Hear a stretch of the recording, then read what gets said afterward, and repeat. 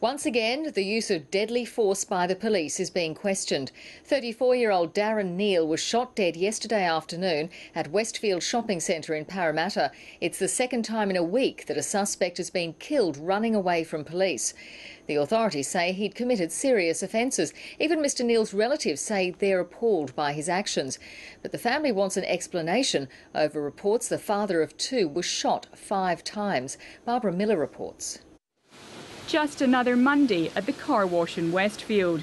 But shortly before 4 p.m. yesterday, work came to a standstill. A white car screeched to a halt in front of the manager.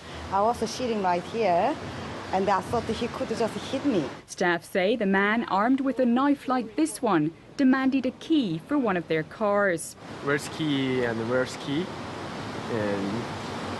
And just... He was kind of shaking. At that moment, a police officer arrived and witnesses say Darren Neal took off again, the policeman in pursuit. I told him where he goes. After abandoning his car, it appears the man ran down a level towards level 5. And it was here in a service area just off the food court that the police officer confronted him and he was shot dead. It was a very violent exchange.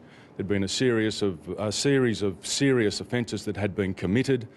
Leading up to the confrontation with the officer in the Parramatta Westfield. That chain of events began in Penrith after an alleged attempted robbery.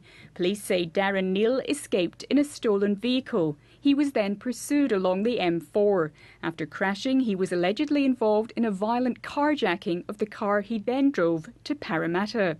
Last week, police were being criticised for their use of a taser. Now that question's been turned on its head. One has to question why police perhaps didn't use a taser in this case.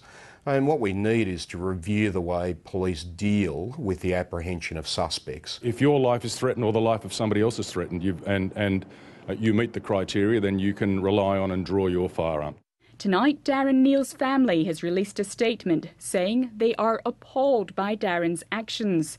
But the family goes on to say that they are shocked that Darren was shot 5 times. The officer involved will need to reflect whether alternative actions could have been taken. That question, as well as just how many shots were fired, will form part of the critical incident investigation. Barbara Miller, ABC News.